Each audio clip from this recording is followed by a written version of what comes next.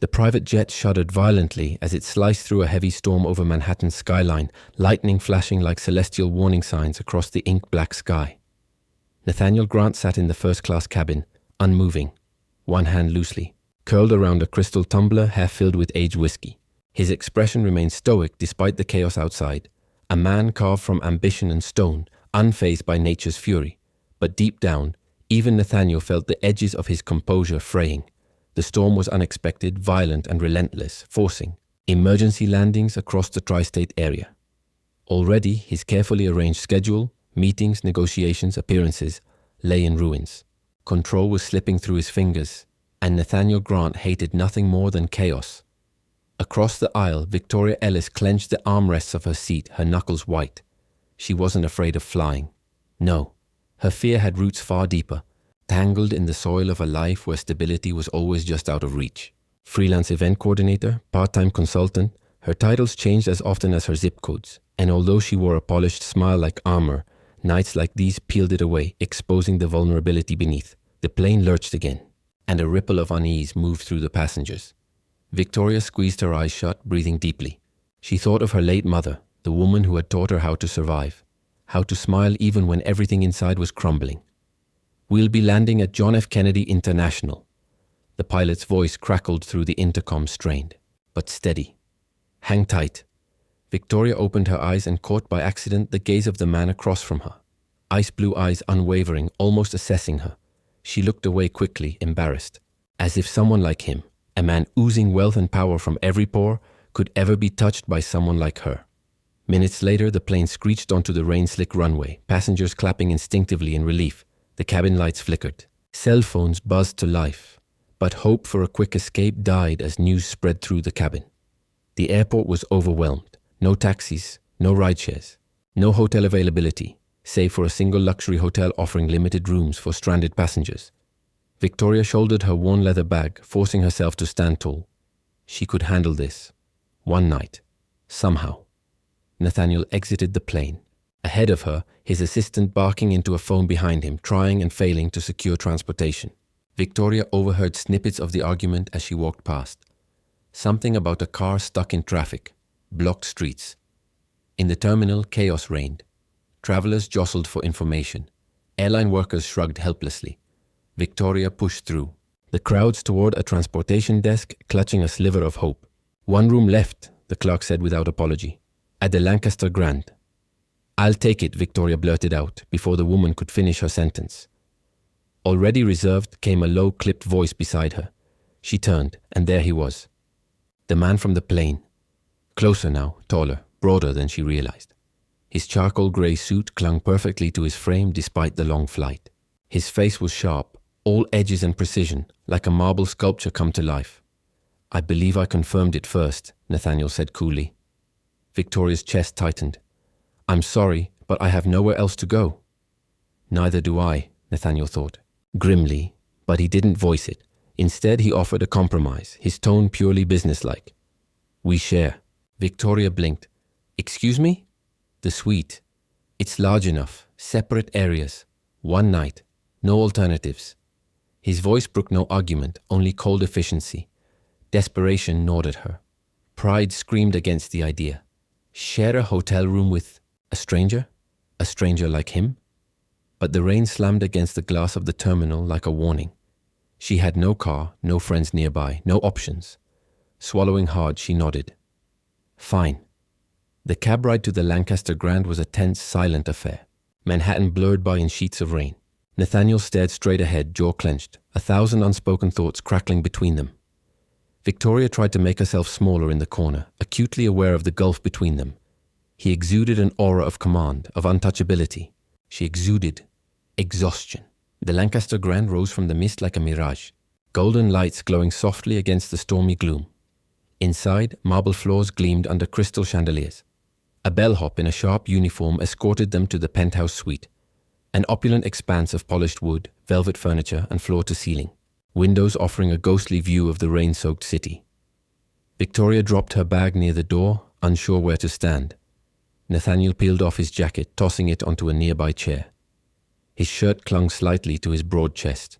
He moved to the wet bar without a word, pouring 2 glasses of amber liquid. He held one out to her. "Drink?" Victoria hesitated. Then, deciding that dignity had already fled the building, she accepted it. The scotch burned all the way down. "Rules," Nathaniel said, his voice like gravel. "You stay on that side. I stay on mine. No issues." "Sounds good," she managed, hating how small her voice sounded. Yet despite the distance between them, the tension was tangible, coiling through the air like a living thing. Victoria explored her side of the suite, a sitting area with a plush love seat and a small writing desk.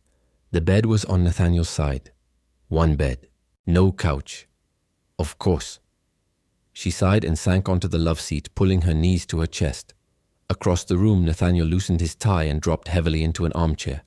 He looked tired, worn, less like the man who owned boardrooms and more like a man who had fought too many battles alone. Silence stretched, broken only by the storm outside. "Do you always commandeer hotel rooms from helpless women?" she asked finally, the scotch giving her courage. Nathaniel arched an eyebrow. "Do you always assume the worst of strangers?" Victoria shrugged. "Experience."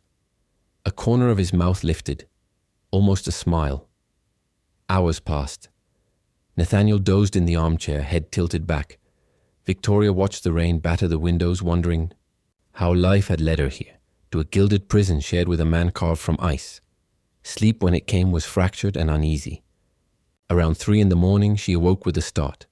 Thunder shook the glass, and the room plunged into darkness as the power failed. Victoria sat bolt upright, heart pounding. "Nathaniel?" she whispered into the blackness. No answer. She stumbled toward the faint outline of the armchair, bumping into furniture along the way. A hand caught her wrist, strong, steady. "It's just a blackout," his voice rumbled from the dark, closer than she expected. "I know," she whispered, feeling ridiculous. "I just don't like storms." His grip tightened briefly. "Neither do I." Another rumble of thunder rolled overhead. Reflexively, she pressed closer to him, and just like that, something shifted. Gone was the ruthless CEO and the guarded freelancer. In the dark, they were simply 2 people, small against the enormity of the storm, fragile against the weight of their own secrets. Nathaniel exhaled slowly, his breath warm against her hair. "You can sit here," he said gruffly, "until the lights come back." Victoria hesitated only a second before curling into the armchair beside him. It was a tight fit, awkward and intimate, their bodies pressed together by necessity. Neither spoke. The storm outside raged on, but inside that small dark room, an unexpected kind of peace settled over them. Nathaniel's hand moved slowly, almost tentatively, stroking her knuckles where they rested against his chest. Victoria closed her eyes, letting herself believe for just one night that she wasn't alone. For the first time in a long time, neither was he. The walls between them were still there, but for the first time, cracks began to form. And sometimes all it took was a storm to break the strongest walls apart. Morning light struggled through the heavy grey clouds hanging low over Manhattan, casting a dim glow across the penthouse suite. Victoria Ellis stirred first, blinking sleepily as she shifted against the broad chest she had at some point during the night unconsciously leaned against. For a second, she didn't move, the warmth anchoring her in a cocoon of safety she hadn't realized she craved. Then reality pierced through the haze. She jerked upright with a gasp, her cheeks flaming as she registered exactly where she was. Nathaniel Grant's arms. Close enough to hear his heartbeat under his crisp white shirt, close enough to feel his breath ruffle her hair. Mortified, she scrambled back onto her side of the room, muttering an apology that seemed deafening in the heavy silence. Nathaniel stirred, his hand sliding off the armrest where it had fallen, his eyes slowly opening. He regarded her without speaking, his face unreadable in the pale morning light. "You slept," Victoria said awkwardly, as if needing to fill the thick space between them. Nathaniel's lips twitched slightly, that half smirk that never quite reached his eyes. "Apparently so did you." Victoria gave a nervous laugh, rising to her feet. The room was chilly, the power had yet to return. She wrapped her arms around herself, turning toward the windows where rain still slithered down the glass like silver threads. "I should go," she said softly, even though she knew there was nowhere to go. The streets below were still waterlogged. Traffic snarled, chaos reigning. Nathaniel rose too, slower, more measured. His towering form filled the room with presence, a steady force against the instability outside. He crossed to the bar, retrieving a bottle of water and holding it out, to her wordlessly. She took it, their fingers brushing in a fleeting touch that sent an unexpected current through her. Victoria sipped the water, then braced herself. Listen, about last night. No apologies, Nathaniel interrupted, voice low but firm. Neither of us asked for this situation. Victoria lifted her chin. Still, I don't want you to think. She cut herself off, frustrated. She didn't even know what she was trying to say. That she wasn't the kind of woman who clung to strangers. That she hadn't meant to fall asleep against him as if he were some kind of lifeline. Nathaniel watched her, his expression inscrutable. Then he spoke again, quieter this time. You're allowed to be human, Victoria. The words hit harder than any lecture or rebuke could have. She swallowed, blinking fast against the sudden prick of tears. She wasn't used to kindness, not without strings attached. They packed up what little they had, an awkward dance of avoiding eye contact. Downstairs, the hotel lobby buzzed with displaced guests demanding transport, refunds, answers. Nathaniel cut through the chaos with ruthless efficiency, securing a black SUV for their ride back toward Midtown. Victoria trailed after him, feeling misplaced in his wake but too drained to protest. The drive through Manhattan was slow, congested by abandoned cars, flooding, and debris. The city had not escaped unscathed, and Victoria stared out the window at the battered streets, feeling a strange kinship with them. You live around here? Nathaniel asked abruptly, breaking the heavy quiet. Victoria hesitated. Upper East Side, roommate situation. Nothing fancy. Nathaniel nodded, but something tightened in his jaw. And you? She ventured, more out of politeness than real curiosity. He smirked humorlessly. Penthouse overlooking Central Park. A shrine to loneliness and bad decisions. Victoria blinked, startled by the brutal honesty. Nathaniel turned his gaze back to the window as if regretting the slip. But it was too late. The image was seared into her mind. A man who had it all yet sat atop his empire utterly alone. You don't have to be lonely, she said before she could stop herself, her voice tentative. Nathaniel glanced at her, something flickering in those cold blue eyes. Loneliness isn't about the number of people around you, he said. It's about the number of people you can actually let in. Victoria absorbed that, the truth of it echoing inside her. She knew all about walls. She had built hers high and strong after years of heartbreak, betrayal, and the relentless struggle just to stay afloat. The SUV finally reached her neighborhood, a modest block lined with soaked brownstones and battered delivery trucks. Nathaniel ordered the driver to pull over. Victoria gathered her bag. Thank you, she said, meaning it. Nathaniel inclined his head, his expression unreadable again.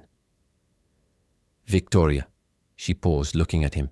If you ever need help, he said quietly. You can call me. She managed a small smile. I'm pretty good at handling things myself. I know, he said, but sometimes you don't have to. She slipped out of the SUV, heart pounding for reasons she didn't understand. As she trudged up the stairs to her walk up, she didn't look back. Nathaniel watched her go, a strange ache settling in his chest. He hadn't meant to offer her anything.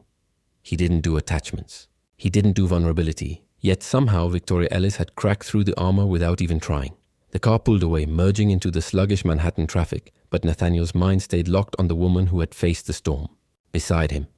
Not with polished perfection, but with raw, messy, defiant humanity. The rest of that day unfolded in a blur. Meetings rescheduled, phone calls missed. Nathaniel's assistant, Amanda, shadowed him nervously, sensing his uncharacteristic distraction. Should I cancel dinner with the Tokyo investors? She asked cautiously. Nathaniel barely glanced up from his phone. No. Confirm it. But when night fell and the city's glittering skyline stretched out before him, Nathaniel found himself standing at the massive windows of his penthouse. A drink untouched in his hand, the emptiness of the space loomed around him. Impeccably designed, breathtakingly sterile. Images of Victoria flashed through his mind. The way she had clutched the bottle of water with both hands, grounding herself. The stubborn tilt of her chin. The way she had fallen asleep against him, trusting him without meaning to. Without realizing it, he picked up his phone. Her number was there, still in his recent calls. His thumb hovered over it. He didn't press it. Instead, he set the phone down and turned away from the window, stalking toward the cavernous silence of his home. Nathaniel Grant didn't chase people. He built walls, he maintained control, he calculated risks. Victoria Ellis was all risk. She was unfiltered emotion, messy bravery, everything he had sworn to avoid since the day he'd clawed his way to the top. And yet, he couldn't shake the feeling that somehow, by pure chance or cruel fate, the storm had thrown her into his path. For a reason. Not to break him, but maybe, just maybe, to remind him he was still alive. After hours of restless pacing inside his penthouse, Nathaniel finally surrendered to the gnawing pull in his chest. He grabbed his keys and a jacket, descending the private elevator to the street without informing anyone, leaving his phone abandoned on the sleek marble kitchen counter. The streets glistened under the residue of the storm, puddles reflecting the neon hum of the city that never slept. But tonight, Nathaniel wasn't the CEO of Grant Enterprises. He wasn't the man with polished shoes and a blade-edged reputation. He was just a man chasing something he didn't fully understand. Before he realized it, he found himself outside Victoria's building. He leaned against a lamppost, hood drawn low against the misting rain, eyes trained on the dimly lit window he guessed might be hers. His rational mind screamed at him. What was he even doing here? Watching her from a distance like some lovesick fool? But then he caught a glimpse of movement, a shadow passing the window, and he knew. Inside, Victoria was struggling. She stood by the tiny stove, battling a stubborn burner that refused to light, her brow furrowed, biting her lip in frustration. She was still wearing the same modest jeans and sweater she'd had on that morning, her damp hair tied messily at the nape of her neck. Nathaniel didn't even realize he was moving until he was climbing the steps to her front door. He knocked twice, firm but not impatient. Victoria flinched at the sound, heart pounding. Who could be knocking at this hour? Cautiously, she opened the door a crack and froze. Nathaniel, soaked from the rain, jacket clinging to his tall frame, blue eyes burning into hers with an intensity that made her breath catch. "What are you doing here?" she managed, her voice barely a whisper. He didn't answer immediately. Just stood there, the weight of 1,000 unspoken words heavy between them. "I shouldn't have left you alone this morning," he said finally, his voice rougher than she'd ever heard it. "Not after a night like that." Victoria swallowed, hard. "I'm fine." "No, you're not," he said, stepping closer, lowering his voice as if afraid the words might scare her off. "You're exhausted. You're fighting the whole world by yourself. And for what?" She bristled, defensive, walls flying up instinctively. "I don't need saving, Nathaniel." "I know," he said simply, "but maybe you deserve a little help anyway." The raw honesty in his voice shattered her defenses. Without thinking, she stepped aside, letting him in. Nathaniel crossed the threshold with a deep breath, as if the very act was a leap of faith. Took in the small apartment. The peeling paint, the cramped furniture, the battered second-hand bookshelf stacked with romance novels and library books. It wasn't much, but it was real, honest, unlike the sterile mausoleum he called home. Victoria busied herself lighting the stubborn stove, finally coaxing a flame to life. Nathaniel watched her silently, something soft blooming in his chest. She heated water, rummaging for a battered tin of cocoa powder, offering him a lopsided smile. "I don't have whiskey or wine, but I can make you hot chocolate." Nathaniel let out a low chuckle, a real one, not the hollow sound he usually gave in boardrooms. Hot chocolate sounds perfect. They sat at the tiny kitchen table steaming, mugs in hand, the silence between them growing less oppressive by the second. Outside, the rain drizzled against the windows like a lullaby. Victoria wrapped her hands around the mug, savoring its warmth. "You're not what I expected," she said after a while. Nathaniel arched a brow. "And what did you expect?" "A ruthless, arrogant billionaire who bulldozes everything in his path," she said, a teasing glint in her eye. He smirked.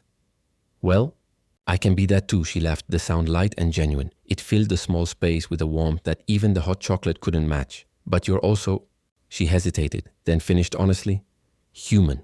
Lonely, maybe." Nathaniel's smile faded, something raw flashing in his gaze. "Lonely doesn't begin to cover it," he murmured. Victoria bit her lip, fighting the ache building in her chest. This man, this titan of industry, was bearing a side of himself no one else was allowed to see.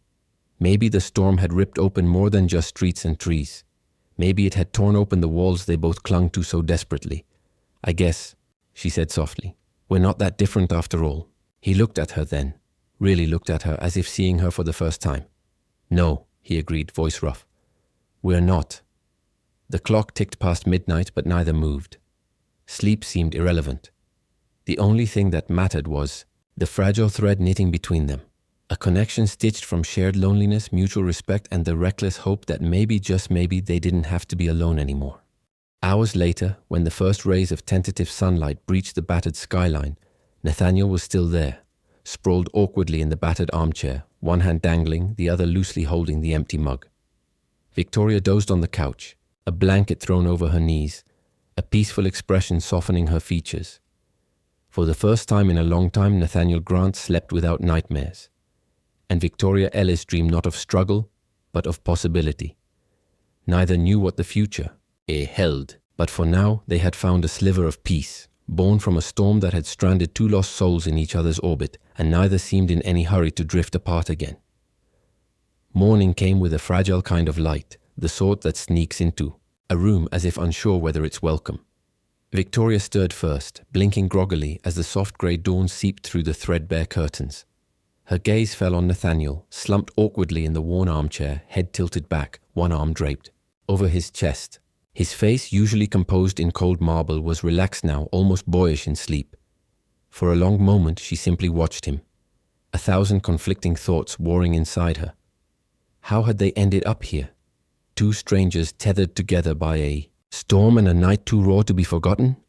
She rose carefully, stretching stiff limbs, and tiptoed into the tiny kitchenette. The familiarity of morning rituals, boiling water, scooping coffee grounds, helped her ground herself. Normalcy. She needed normalcy. Nathaniel stirred at the aroma, his eyes cracking open, revealing a flash of confusion before settling into wary calm. You stayed, Victoria said, not quite a question, not quite an accusation. Nathaniel rubbed a hand over his face. Apparently.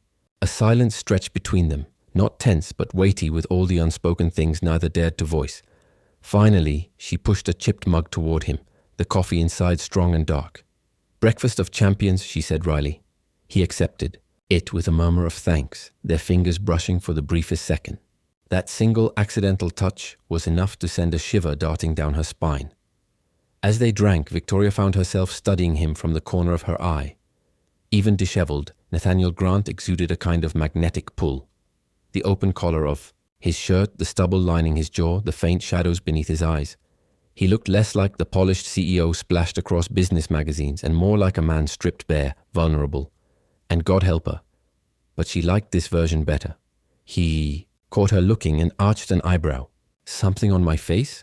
She flushed, ducking her head. No, just surprised you're human after all. He chuckled, low and genuine, the sound warming the chilly apartment more than any heater could. After a while, Nathaniel set his mug down and leaned back in the chair, folding his arms. What are you thinking, Victoria? She hesitated. Part of her wanted to lie, to deflect with humor, as she always did when things got too close. But something about the way he asked, so quietly, so earnestly, made it impossible to hide. I'm thinking that I don't know what happens now, she admitted.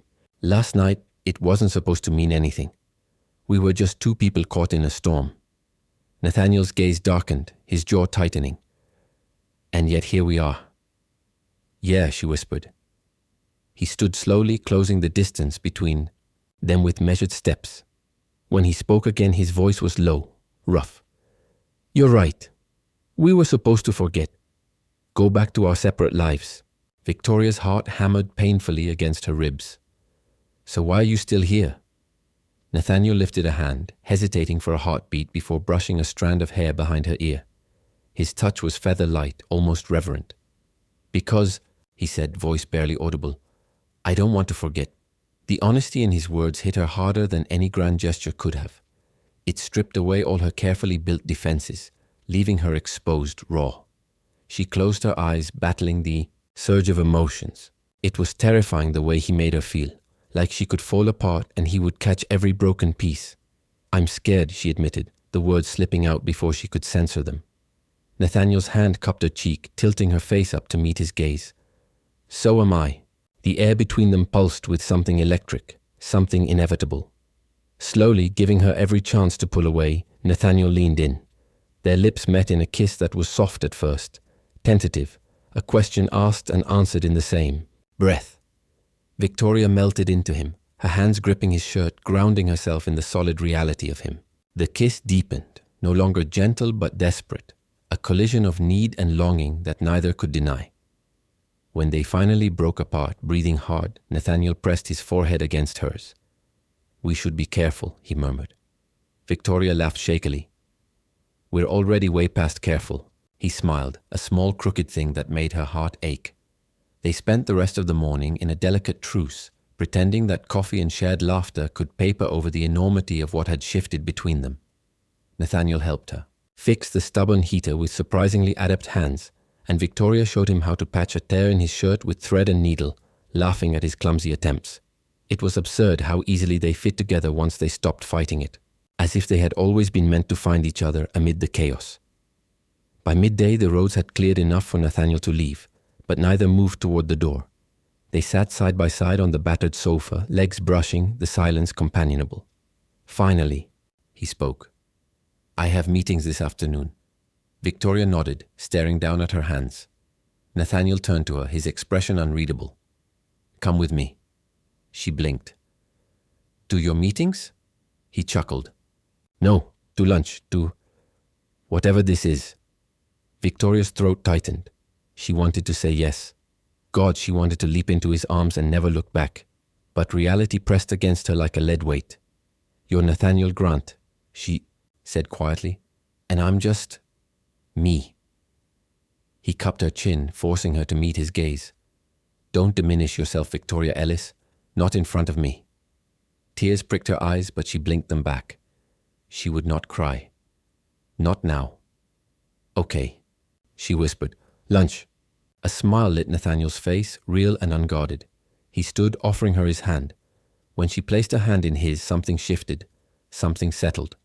They stepped out into the bright, chilly afternoon together, hand in hand, walking toward a future neither had dared imagine. For the first time in a long time, Victoria Ellis felt hope blooming inside her chest, a wild, reckless hope that maybe, just maybe, the storm hadn't stranded her at all. Maybe it had finally led her home. Victoria and Nathaniel strolled along the narrow, still damp streets, the scent of rain lingering in the crisp Parisian air. It felt surreal, walking beside him like they belonged to this world of sidewalk cafes and cobblestone alleys. Pedestrians bustled past them, umbrellas closed and laughter echoing, but the world narrowed to the quiet rhythm of their footsteps. As they reached a small bistro tucked in a corner near Place Dauphine, Nathaniel paused, holding the door open for her. Victoria hesitated briefly, feeling the weight of all the questions unasked between them. But then she stepped through, choosing just for today to believe in the fragile possibility of something real.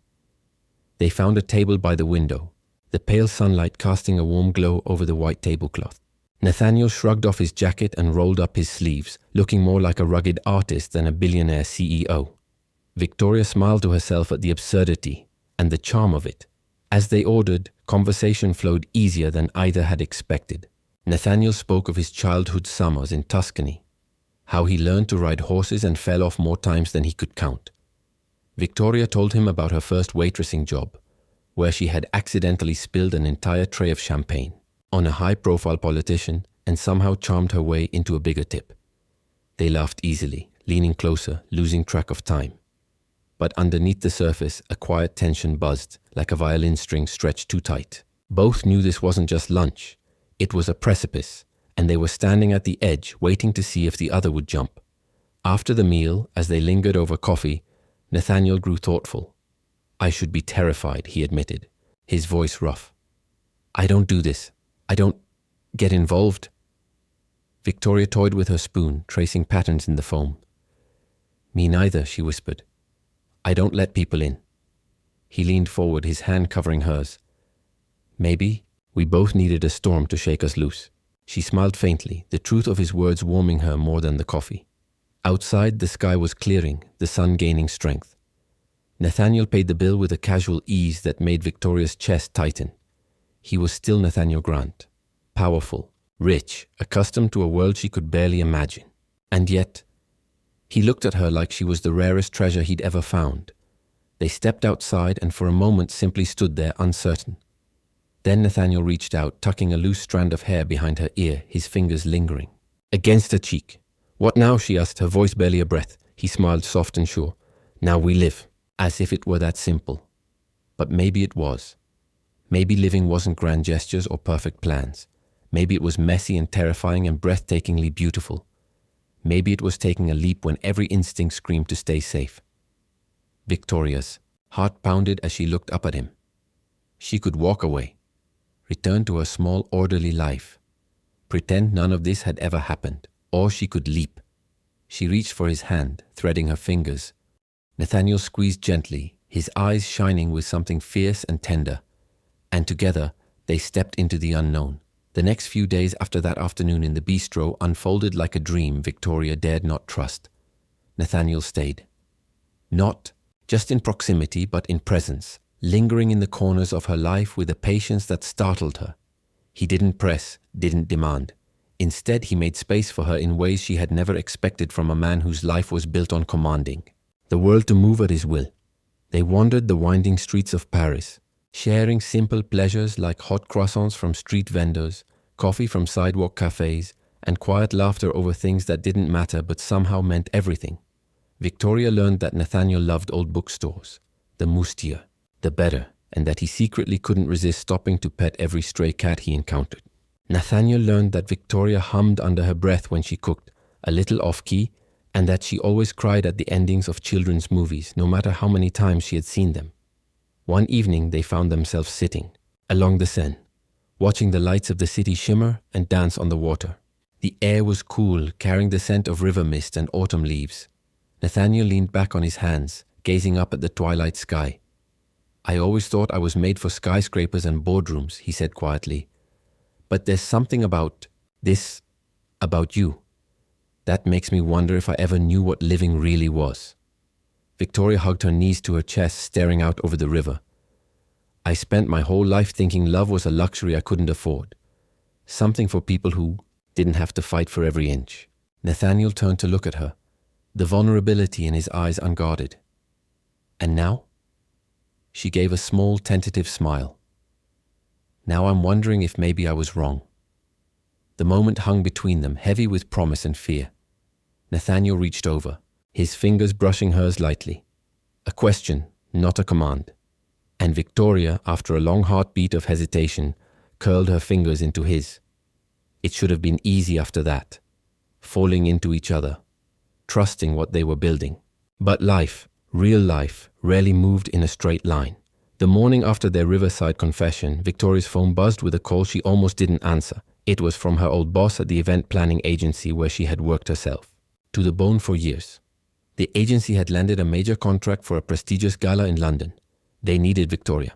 Offered triple her previous salary, benefits she had only dreamed of, and the kind of career security that could reshape her future. It was everything she had once believed she needed, everything she had fought for. And yet, as she stared at the offer, her heart twisted painfully, because staying in Paris meant uncertainty, risk, and throwing away the kind of opportunity most people would kill for. Staying meant betting on a man who just weeks ago was a stranger, a man who had his own ghosts and battles she barely understood. When Victoria told Nathaniel about the offer, he went silent for a long moment. She watched him, saw the careful way he schooled his expression, hiding the flinch she was sure had flickered in his eyes. You should take it, he said finally, his voice even. Her heart sank. Do you want me to leave? No, he said sharply, then softened. But you have to do what's right for you, not for me, not for anyone else.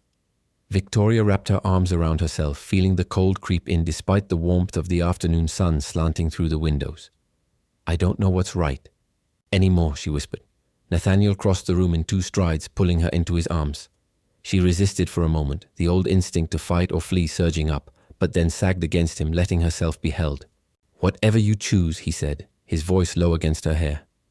I'm proud of you. And I'm here.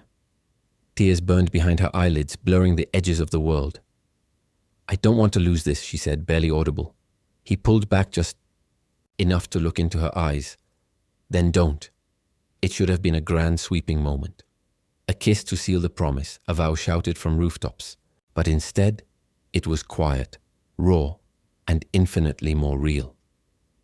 Victoria stayed in Paris another week, torn between the life she had always thought she wanted and the life she was beginning to hope she could have.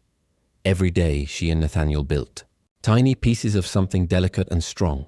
A bridge made not of passion or promises, but of shared coffees, lingering touches, and silent understandings. They explored the hidden gardens of the city, wandered through art galleries where Nathaniel admitted to her delight that he didn't understand modern art at all. They danced, badly and laughing, in the empty courtyard of a forgotten church, the echo of their footsteps mingling with the soft strains of a violin from a distant street performer. But even in those golden moments, the decision hung over them like a sword. The flight to London was booked. The offer letter was signed. A future waited. Safe, structured, familiar. And Nathaniel, for all his patience and quiet support, never asked her to stay. It was the night before she was supposed to leave when the final crack split her heart wide open. They were sitting in the tiny hotel suite, the one with the single stubborn bed that had started it all. The rain tapped softly against the window. Nathaniel sat at the desk, pretending to read a file. But Victoria could feel the tension in the air, coiled and heavy. She sat on the edge of the bed, her suitcase packed and waiting by the door. "I'm scared," she said suddenly, her voice shattering. The heavy silence. Nathaniel looked up, his expression bare. Of what? Of leaving, of staying, of choosing wrong. She twisted her fingers together, of finding out that whatever this is, isn't enough. He closed the file, setting it aside, and came to sit beside her. "You're right to be scared," he said quietly. "This isn't easy. It's messy and uncertain, and it will hurt sometimes. But," he reached out, cupping her cheek gently, "it's real." Victoria blinked back tears, her heart breaking and healing at once. "I don't want easy," she whispered. Nathaniel smiled, a small fierce thing. "Good, because with me you'll never get easy. But you'll get someone who's all in." She laughed. Through her tears, the sound raw and beautiful. "I think," she said, voice shaking, "I want that more than I want anything else." He leaned forward, resting his forehead against hers. "Then stay," he said simply. "Stay and build something messy and beautiful with me." The world narrowed to the space between them. The choice was hers. Victoria closed her eyes, feeling the weight of the decision settle in her bones, and when she opened them, she knew she wasn't running anymore. She was choosing Nathaniel, this messy, terrifying, glorious thing they had built between them. Tomorrow there would be consequences. There would be fear. There would be moments she would question everything. But for now she reached for him, kissing him with all the hope and fear and love she didn't know how to put into words. And Nathaniel kissed her back, holding her as if he had been waiting his whole life for this moment. In the city of light, in a battered old hotel room, two lost souls found something worth fighting for. And for the first time in her life, Victoria Brooks chose not the safe path, not the easy way, but the one that made her heart beat faster. She chose love, and she wasn't afraid anymore. The next morning, Victoria Brooks woke up to the unfamiliar feeling of Nathaniel Grant's arms around her, the early light of Paris slipping through the thin curtains, painting his features in soft gold. For a moment, she simply lay there, her head resting against his chest, listening to the steady rhythm of his heartbeat. The warmth of his body, the quiet strength of his embrace. It felt more like home than any place she had ever known. Yet under the peace of the moment, a current of worry pulsed. Life didn't simply stop because she had chosen to stay. Responsibilities, consequences, fears, they hadn't magically disappeared overnight. They lurked beneath the surface, waiting for her to face them. Nathaniel stirred, his arm tightening, slightly around her, his lips brushing the top of her head. "Morning," he murmured, his voice rough with sleep. Victoria tilted her head to look up at him. "Morning," she whispered back, her voice filled with a fragile kind of wonder, like she was afraid speaking too loudly would shatter the magic. He smiled lazily, a slow, genuine smile that crinkled the corners of his blue eyes. "You're still here." It wasn't a question. It was awe, relief, joy. "I'm not going anywhere," she said. "Not yet." Nathaniel kissed her forehead, and for a moment they stayed like that, silent, content, suspended between the choices they had made and the future waiting for them. Reality, however, didn't wait long. By noon, Nathaniel had to attend a crucial meeting with some international partners for a venture that could reshape a big part of his business empire. Victoria insisted he go, teasing him about how Paris wouldn't collapse if he left her alone for a few hours. With a reluctant grin and a lingering kiss, he finally slipped out, promising to return before sunset. Left to her own devices, Victoria decided to explore the city on her own. Paris felt different now. Less like a dream she was terrified of waking from, and more like a reality she could actually belong to. She wandered through the narrow, twisting streets, bought herself a bouquet of wildflowers from a corner vendor, and sat in a tiny cafe, sipping coffee and sketching strangers with a borrowed pencil on napkins. It felt wonderfully ordinary, and yet extraordinary at the same time. But when she returned to the hotel, her heart sank. A sleek black car was parked outside, and a woman in a sharp designer suit stood in front of it, tapping her perfectly manicured nails against her phone impatiently. Victoria didn't recognize her, but something about the woman's poised posture and the tension etched into her features set off warning bells. As Victoria approached, the woman spotted her and offered a tight smile that didn't reach her cold, assessing eyes. "Victoria Brooks?" the woman asked, her French accent clipped. "Yes," Victoria said slowly.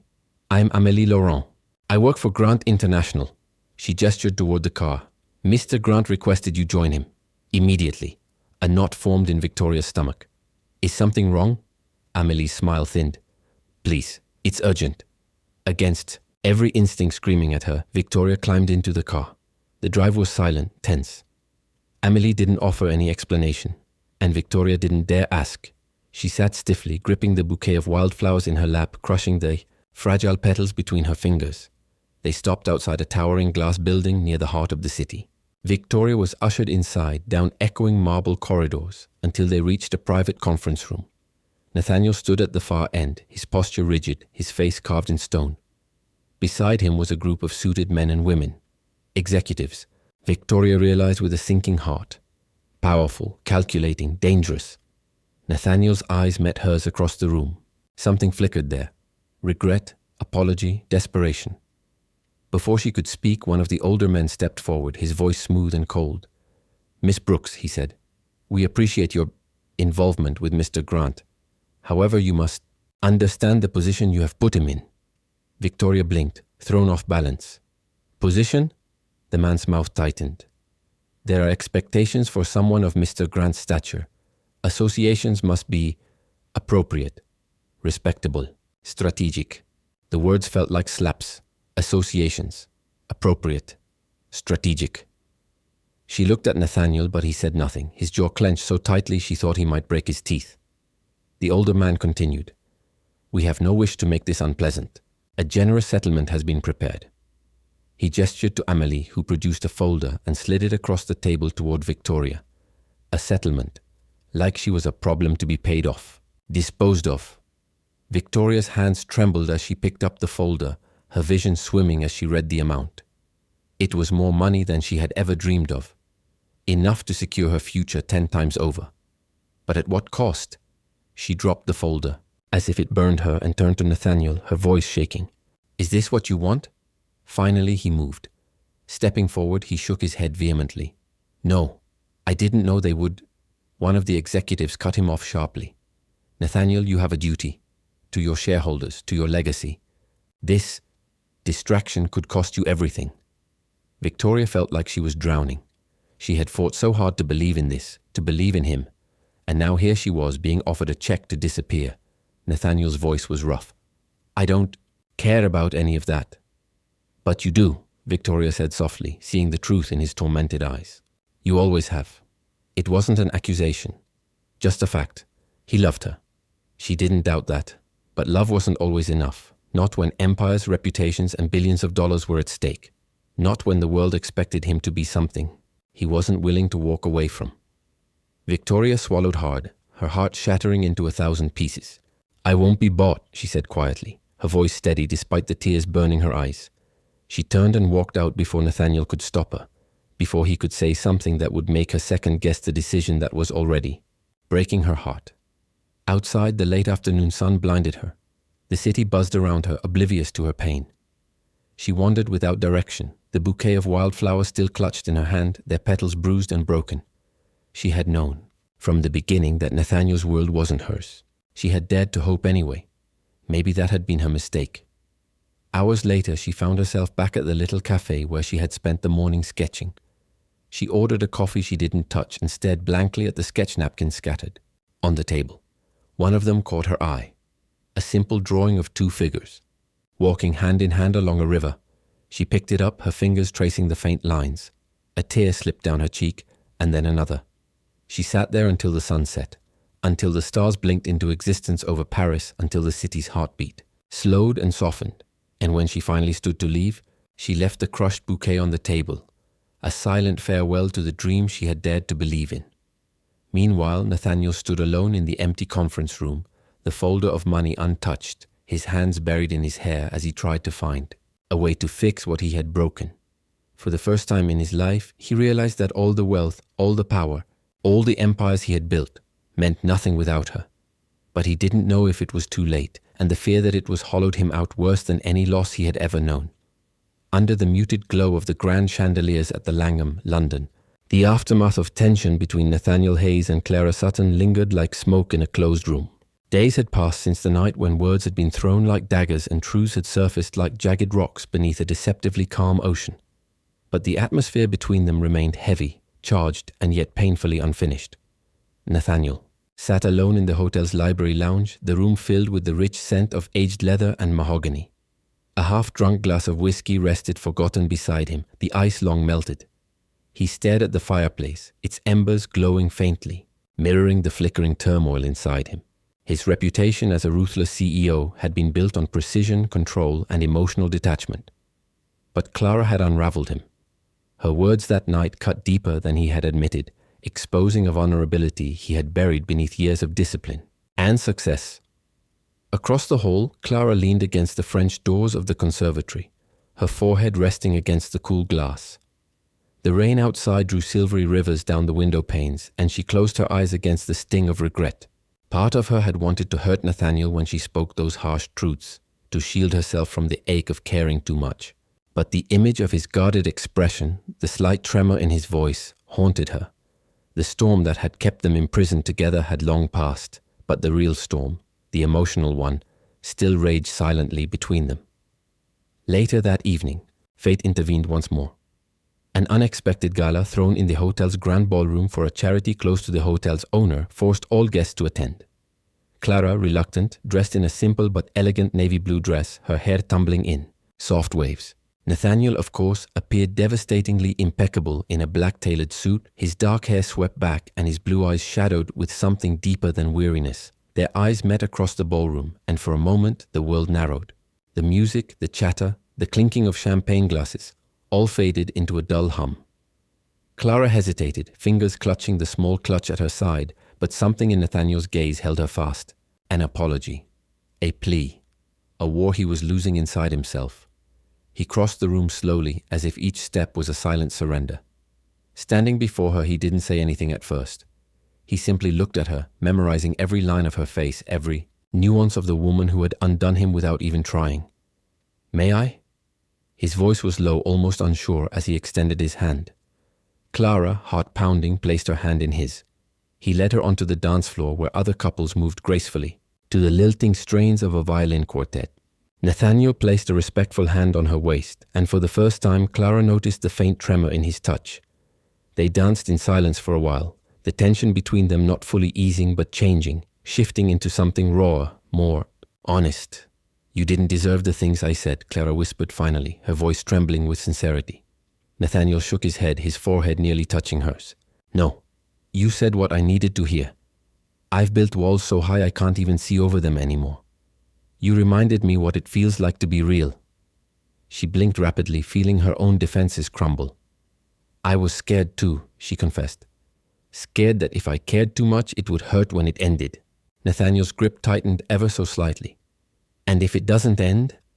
The question hovered between them, delicate and perilous. Clara searched his face, seeking any sign of deceit or hesitation, but found only raw, unvarnished truth. "I don't want to lose you, Clara," he said, voice rough with emotion. "I don't want to spend another day convincing myself that loneliness is strength." Her breath caught, the sincerity in his words dismantling the last of her fears. The song ended, but they didn't move.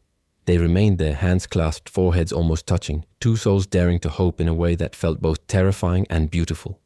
As the crowd applauded the orchestra, Nathaniel leaned in, his lips brushing the shell of her ear. "Come with me." Clara nodded, not trusting herself to speak. He led her out of the grand ballroom, down a long corridor illuminated only by soft Sconces, their shadows trailing behind them like whispered promises. They reached the elevator, and Nathaniel punched the button for his suite. Inside the elevator, the air crackled with unspoken words and aching need. Nathaniel's hand grazed. Hers, tentative, questioning.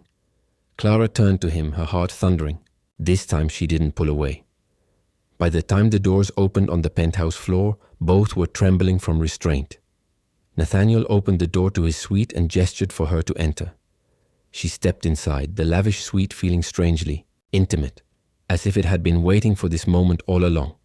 He closed the door behind them, and for a beat they simply stood there, watching each other, the silence speaking louder than words. "I don't know how to do this," Nathaniel said finally, voice rough. "I don't know how to be good at us." Clara approached him slowly, her smile tender, forgiving. "Maybe we just start small." She reached up, brushing a lock of hair from his forehead, and Nathaniel closed his eyes at the simple, gentle touch. He leaned into her palm, letting go of years of suppressed need for connection.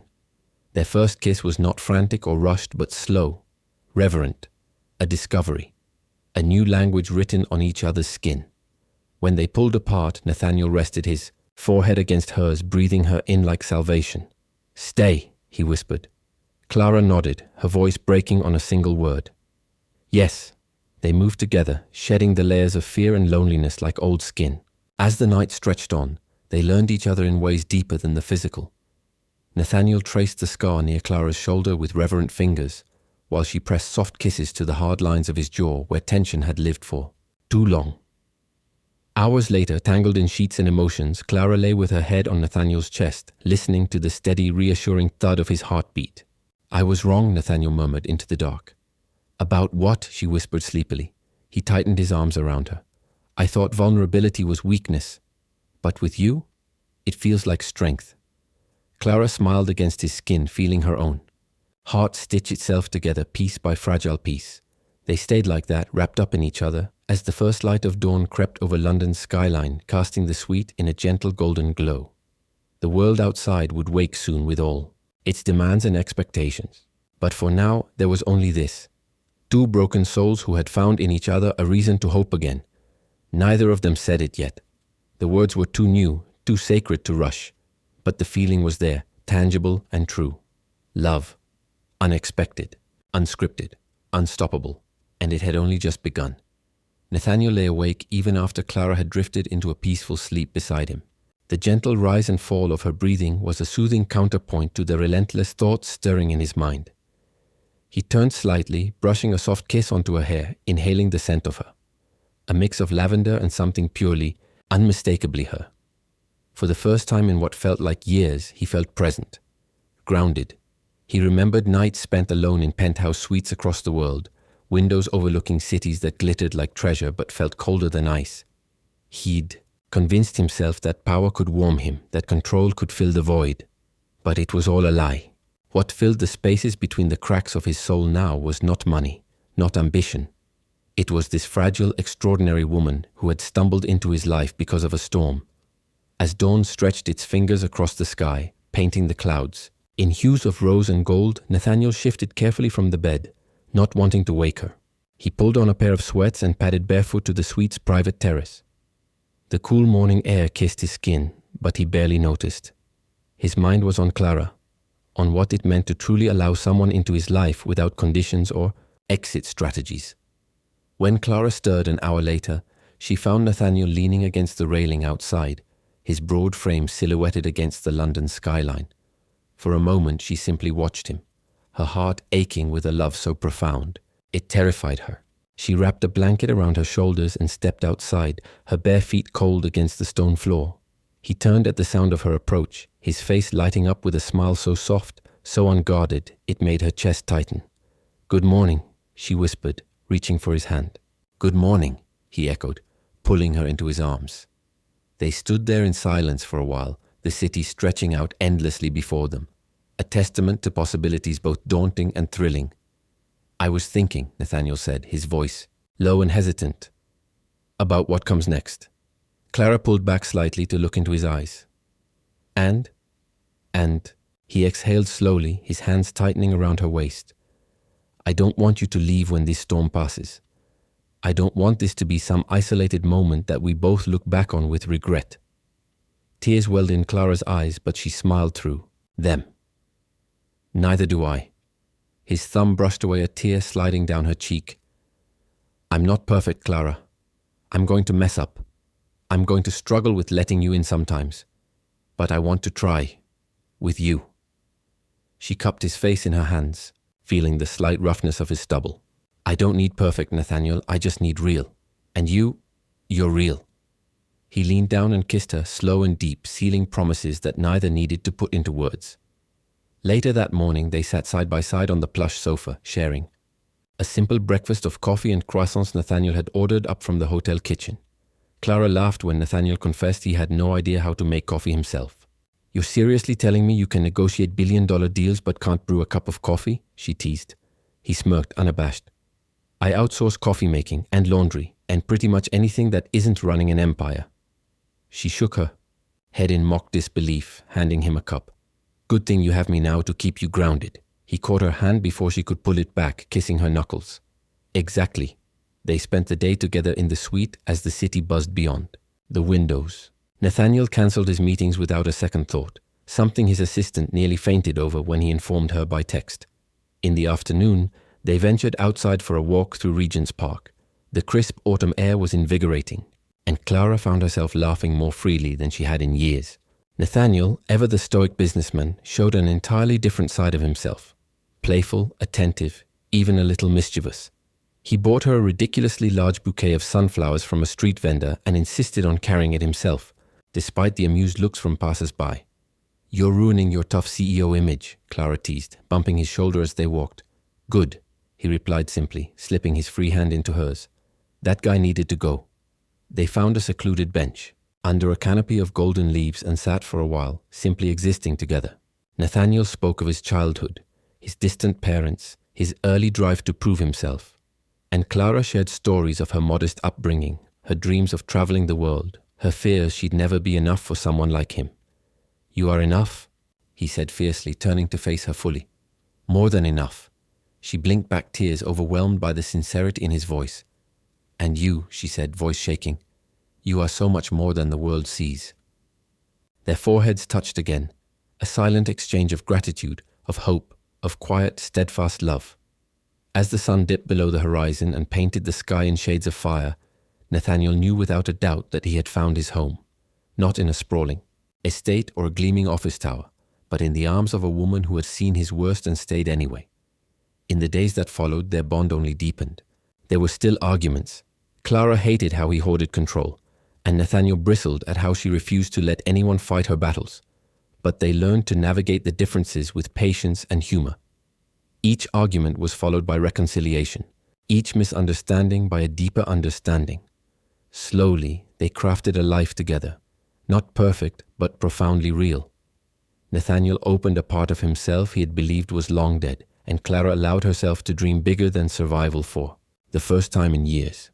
And on a quiet evening, back at the Langham where it all began, Nathaniel dropped to one knee with a simple silver band in hand, his blue eyes glistening with tears. I don't need grand gestures or perfect timing, he said, voice trembling. I just need you. Always. Will you marry me? Clara laughed through her tears, nodding furiously. Yes. 1,000 times yes. The applause that erupted from the nearby diners was distant noise.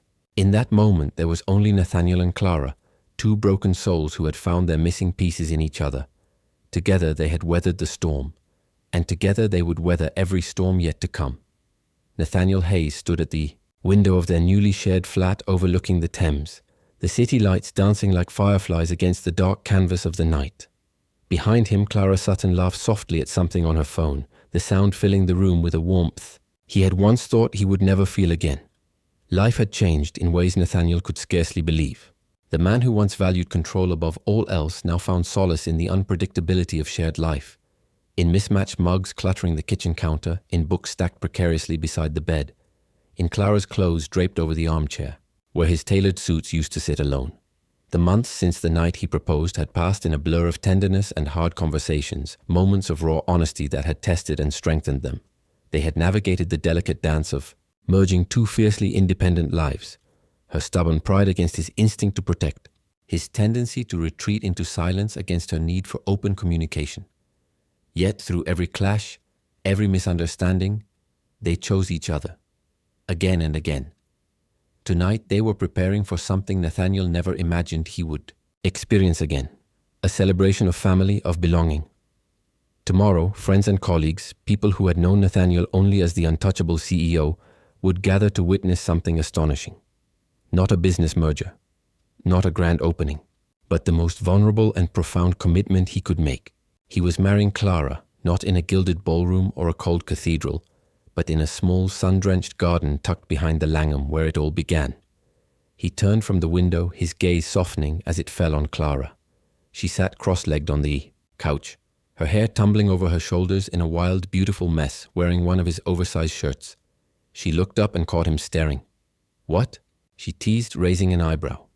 Nathaniel crossed the room in 2 strides, sinking onto the couch beside her. He tucked a strand of hair behind her ear and simply said, "I still can't believe you're real." Clara's expression softened, and she leaned into his touch. "I'm real. And tomorrow you're stuck with me. Forever." "I can think of nothing better," he murmured, kissing her forehead. They spent that evening wrapped in each other, talking about everything and nothing. The weight of the coming day held gently between them. Nathaniel, who once feared attachment more than failure, found peace in the way Clara's hand fit perfectly in his, in the way her laugh could dissolve the tension from his shoulders. He had built skyscrapers and amassed fortunes, but no achievement, compared to this fragile, fierce, astonishing love they had nurtured together. The morning of the wedding dawned crisp and clear, the rare kind of London day where the sky stretched impossibly blue and the air smelled faintly of new beginnings. Clara's best friend, Sophie, helped her dress in a room filled with sunlight and laughter, while Nathaniel tied and retied his tie more times than he cared to admit under the teasing gaze of his brother, Michael. As the hour approached, Nathaniel stood at the garden's entrance, his heart hammering in his chest. Friends and family gathered in small clusters among the blooming roses and ivy-clad trellises. No grand spectacle, no ostentatious displays, just an intimate ceremony witnessed by those who mattered most. Then he saw her. Clara stepped into the garden, her simple ivory dress flowing like mist around her, a crown of delicate wildflowers woven into her hair. She smiled at him, that smile that had undone him from the very first day. And Nathaniel felt the ground steady beneath his feet. All the fears, the doubts, the ghosts of his past evaporated in the light of her presence. She walked toward him with sure steps, her gaze locked with his, and in that moment, Nathaniel understood what true courage was. It wasn't conquering boardrooms or outmaneuvering rivals. It was standing vulnerable before another soul and saying, "I am yours." The ceremony was brief, but each word carved itself into Nathaniel's heart. When it came time for their vows, Clara's voice trembled slightly, but her eyes never wavered. "I promise to stand with you even when storms come. I promise to laugh with you when life is sweet and to hold you when it is hard. I promise to be your partner, your ally, your home." Nathaniel took her hands, feeling how they trembled slightly in his own. "I promise to let you in," he said, his voice thick with emotion. "To trust you with the parts of me I kept hidden from the world. I promise to fight for you, for us, every single day.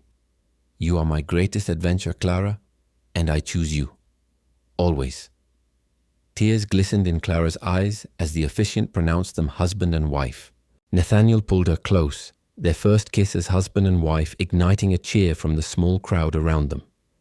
Later, as twilight painted the garden in hues of violet and gold, they danced barefoot under the stars, laughter mingling with the soft strains of music drifting from a nearby speaker. Nathaniel twirled Clara once, twice, before pulling her tight against him. "Happy?" he whispered into her hair. "Ecstatic," she replied, her smile radiant. They didn't need grandeur. They didn't need the world's approval. They had each other, and that was more than enough. After the guests had departed, after the last champagne glass had been drained, Nathaniel and Clara found themselves alone again in the suite where everything had started months ago. The storm that had once stranded them together had given way to this. A life built not on circumstance, but on choice, on love, on relentless, stubborn hope. Nathaniel traced a path down Clara's arm, marveling at how natural it felt to be. With her, how right. "We made it," he said softly. "We did," she agreed, resting her head against his chest. He kissed her hair and whispered, "No more running. No more walls. No more walls, she echoed. They fell asleep wrapped around each other, the city humming quietly below, the future stretching out before them. Unknown, unpredictable, but theirs to face together. And somewhere in the night, as dreams carried them onward, Nathaniel Hayes, the man who once believed love was a liability, realized he had found his greatest fortune not in boardrooms or bank accounts, but in the laughter of a woman who saw him, truly saw him, and loved him anyway. In the end, love had not been the storm that tore him down. It had been the anchor that saved him, and he would never let it go.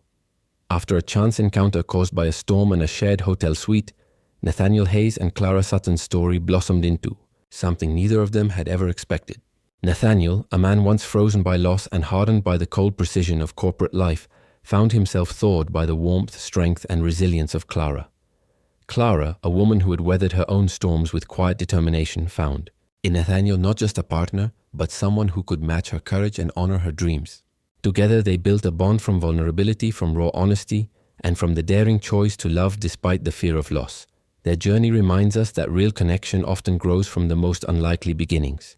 It wasn't the luxurious surroundings or Nathaniel's wealth that mattered. It was the small, unguarded moments, shared laughter in a storm, silent support during moments of doubt, and promises spoken not just in grand declarations, but in daily humble actions. Nathaniel and Clara's story is a testament to the truth that the heart, once broken, can find ways to heal if we are brave enough to let others in. The lesson we can draw from Nathaniel and Clara's journey is this: sometimes the greatest risk we can take is to trust again after being hurt. True love is not built on perfection or smooth paths. It's forged in resilience, vulnerability, forgiveness, and the conscious decision to stay even when it's hard.